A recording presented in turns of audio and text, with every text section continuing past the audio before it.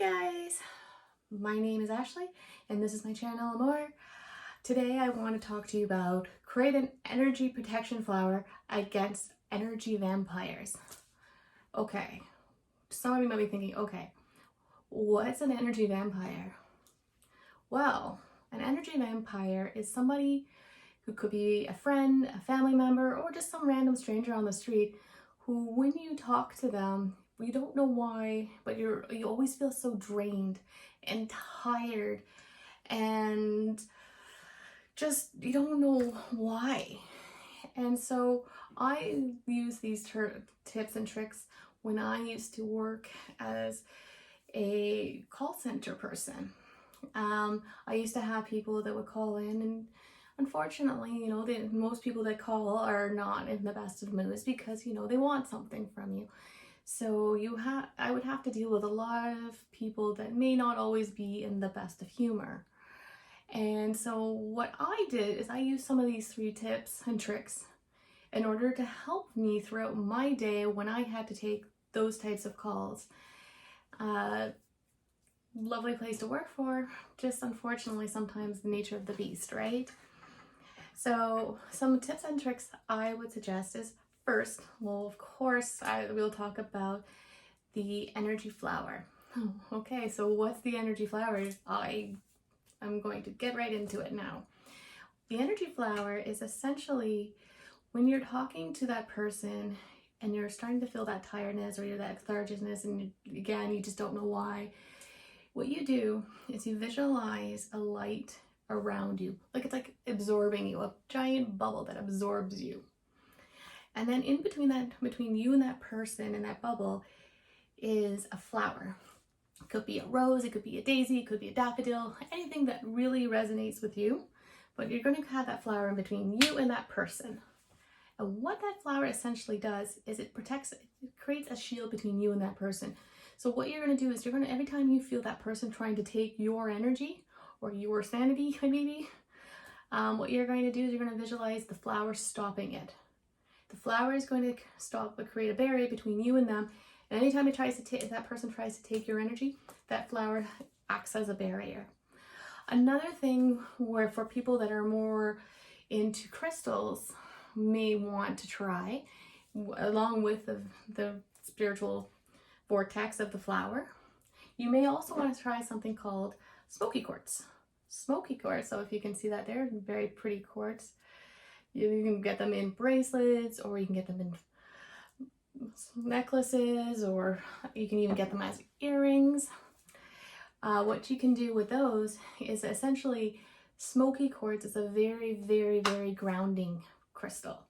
So when people are trying to take your energy, often people in the spiritual community will use Smoky Quartz or obsidian, or they will use black onyx as a shield between that person, especially people who are psychic or mediums or people dealing with a lot of people's energy. They sometimes will carry Smoky Quartz on them to protect themselves from people stealing their energy, because again, Smoky Quartz is a very, very grounding stone, and also it acts as a shield in many cases.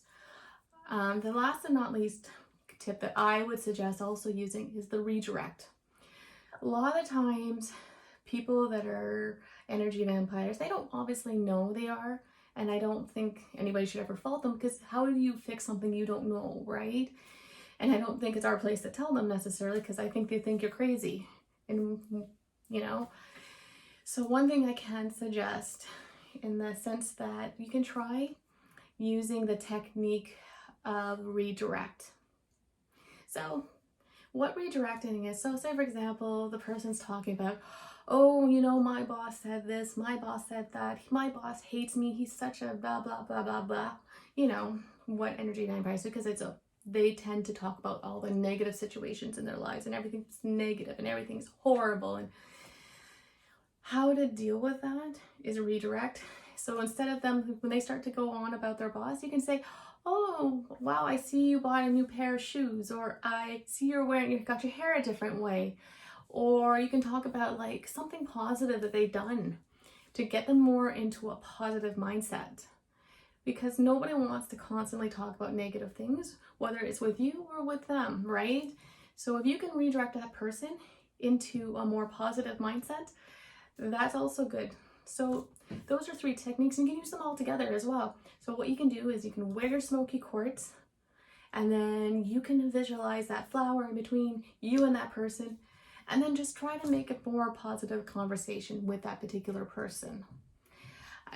But at the end of the day, if you can avoid certain people because you know they're not good for your energy and they're not good for your sanity, I would highly suggest trying to avoid them. Not because you hate them, it's just you have, at the end of the day, you have a certain responsibility to protect yourself.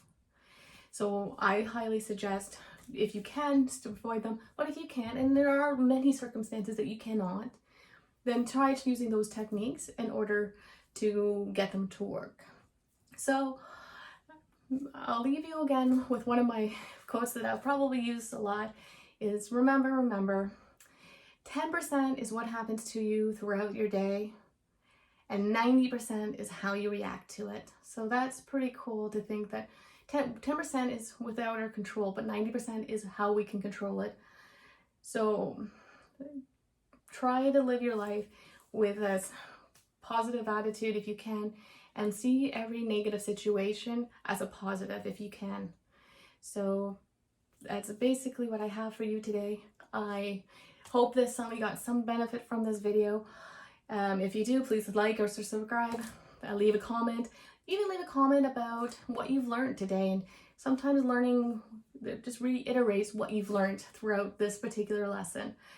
And remember, if you're not succeeding, you fall forward. Bye guys.